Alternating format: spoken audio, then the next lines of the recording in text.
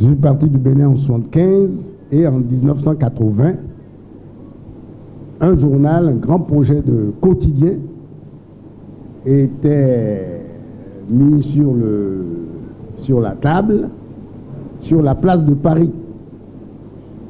J'en ai été le rédacteur en chef. C'est un quotidien qui s'appelait Le Continent. Nous nous sommes retrouvés sur la place de Paris avec beaucoup de moyens. L'équivalent à l'époque de 6 milliards de francs CFA. Nous avons été les premiers initiateurs du facsimilé. Le quotidien était fabriqué à Paris et par des signaux électroniques à l'époque, on était des pionniers. Il y avait un satellite qui captait ce que nous avons élaboré à Paris et qui le rediffusait sur Rabat au Maroc, sur Dakar au Sénégal et sur Abidjan en Côte d'Ivoire. Mais les Français ont très mal pris la chose et ils ont eu notre peau. Et quand les socialistes sont arrivés au pouvoir en 1981, ils ne nous ont pas facilité la tâche parce qu'on voulait redimensionner le projet, devenir hebdomadaire.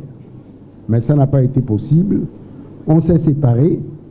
Mais moi, le projet m'a amené en Côte d'Ivoire. Je suis resté 14 ans avant de rentrer au Bénin en 1996. Parlez-nous d'Ivoire dimanche. Oui, en Côte d'Ivoire, j'ai été le rédacteur en chef d'un magazine qui s'appelait Ivoire Dimanche. C'est un succès. C'est 250 000 exemplaires par semaine. 250 000 exemplaires. Je crois que les doyens peuvent vous en parler. C'est vrai, je n'ai plus rencontré et je souhaite que l'éducation soit cela. Si vous avez 250 000 exemplaires, ben doudouné. Ah non, mais non, ce que nous disons là, c'est très sérieux. Parce que quand ça marche vraiment. Je vous donne un indice.